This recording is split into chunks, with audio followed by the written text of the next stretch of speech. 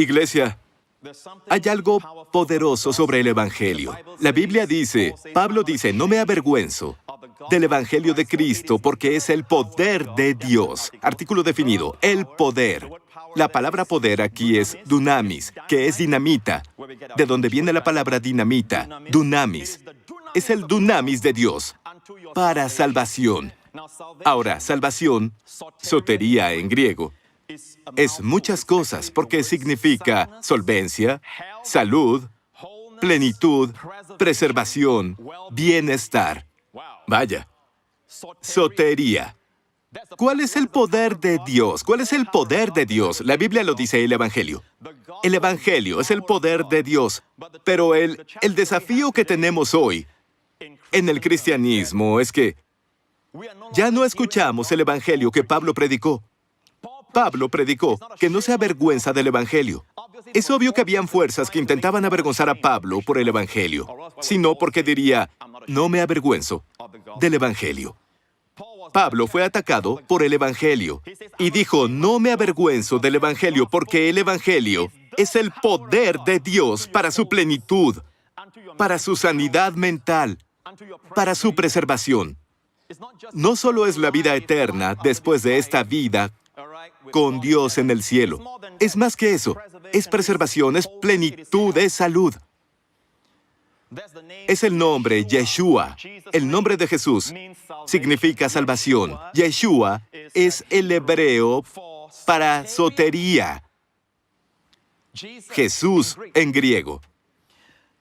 La Biblia nos dice que este Evangelio dice después, en el Evangelio, la justicia de Dios se revela, no el pecado del hombre, sino la justicia de Dios, por fe y para fe.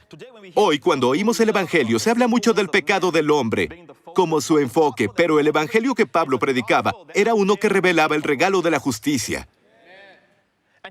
Hoy se escuchan evangelios diferentes. Hubo un tiempo, durante el tiempo de la Reforma, los reformadores Martín Lutero, durante los tiempos de Charles Spurgeon y todos los grandes reformadores, a través de los evangélicos, predicaban la justificación por la fe.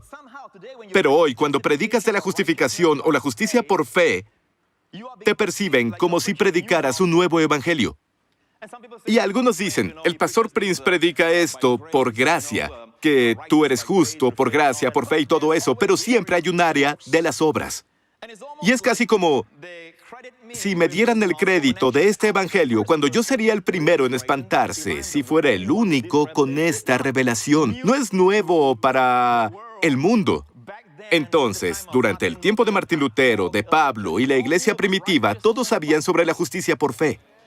Pero hoy, todo en el cristianismo es tan al revés, de cabeza, que cuando predicas la justicia por fe, te ven con sospecha. Con razón no hay poder. Predicamos otro evangelio, predicamos a otro Jesús. El Jesús que conocemos. Estaba leyendo el otro día. ¿Sabían que la incredulidad y el temor son pecados? ¿Cuántos lo saben? Muy bien, no es solo adulterio y los grandes pecados.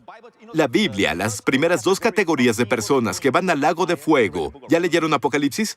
Las primeras dos categorías, la primera son los que temen. Número 2, los incrédulos. Antes que los adúlteros, los fornicarios y también quienes aman las mentiras, toda esa categoría, las primeras dos son los que temen y los incrédulos. Y aún así, mi Biblia dice que los que son salvados, la mañana de la resurrección, la Biblia nos dice que Jesús apareció en el aposento alto, donde todos los discípulos estaban reunidos, en medio de ellos. Y estaban ahí, no esperando a Jesús, estaban ahí por miedo. Se escondían por temor a los judíos. La Biblia dice que por temor a los fariseos. En Juan, capítulo 20. Ahora, el temer es pecar, pero Jesús se apareció en medio de ellos y ¿qué dijo? Paz, shalom. Y les mostró sus manos y costado. No señaló su temor. Pero me enseñaron que si tienes miedo o estás en pecado, Dios no te habla. Él no se te aparece, no camina contigo, Él no se manifiesta a ti. Eso no es consistente con lo que vemos en las Escrituras. ¿Amén? Todos los discípulos de Jesús tenían problemas cuando Él anduvo con ellos. Nunca vemos a Jesús sin pasar tiempo con ellos, dado que Mateo era un recaudador de impuestos. ¿No es interesante que Mateo, el recaudador de impuestos, escribió en su evangelio, el evangelio de Mateo, que él era un recaudador de impuestos? Y Jesús le dijo, sígueme, y dejó todo. Un recaudador de impuestos era alguien que traicionaba a su nación. Aún así, cuando Jesús invitó y llamó a Mateo a ser su discípulo, estoy seguro de que Pedro, quien tenía que pagarle impuestos a Mateo, no fue feliz. De ahí vino la historia del hijo pródigo, el hermano mayor, el hermano menor. Y había todo tipo de conflictos entre ellos. ¿Quién sería el mayor? Y Jesús no se apartó de ellos.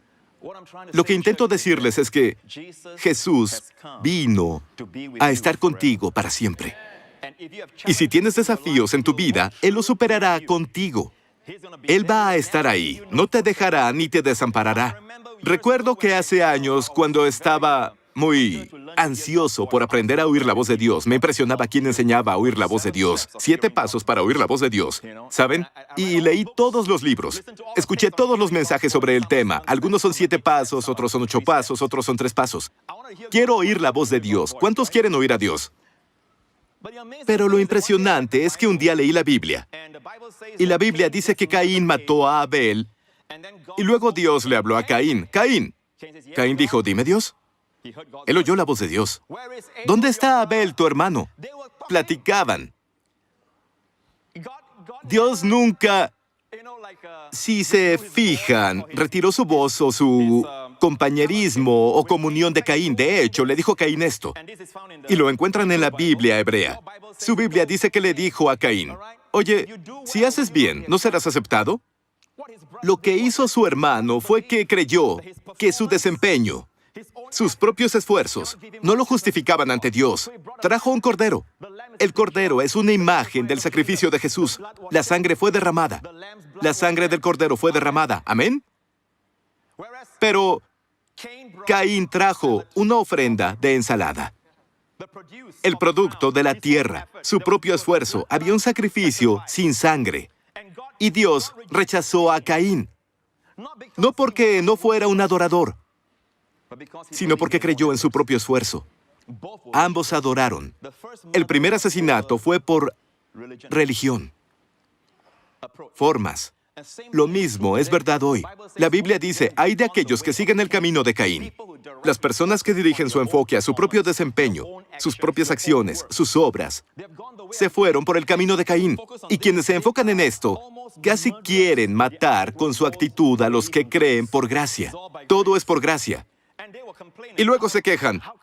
¿Cómo es esa la bendición de Dios? Yo llevé la carga al calor del sol. Y ese joven mocoso llegó y ahora tiene ese lugar, esa posición. ¿Cómo, Dios? ¿Por qué, Dios? Y no entendemos que todo es por gracia. Verán, el Evangelio no se reveló en el Antiguo Testamento, estaba oculto. Lean aquí, en Romanos 16. Pablo termina el libro de Romanos así. Y al que puede confirmarlos según mi Evangelio, él lo llama mi Evangelio porque Dios se lo reveló a Pablo. Y la predicación de Jesucristo, cada Evangelio real hará que Jesús sea el centro. Según la revelación del misterio que se ha mantenido oculto desde que el mundo comenzó. Es decir, este Evangelio se mantuvo en secreto en el Antiguo Testamento. De hecho, no solo en el Antiguo Testamento, antes de que el mundo comenzara. La palabra mundo aquí en griego es cronos, tiempo, como decimos cronología. ¿Cierto? Pero ahora, di ahora. Ahora ha sido manifestado. El Evangelio ahora se manifestó. Amén. No es algo nuevo con Joseph Prince. Joseph Prince solo lo redescubrió. Y saben, hay mucho más que descubrir. Me preocuparía que llegara a mí algo fresco y que nadie más lo hubiera visto. A mí me daría miedo, ¿saben? Gracias a Dios, cuando miras atrás a la historia de la iglesia, y entre más lejos llegas, más ves la pureza del Evangelio.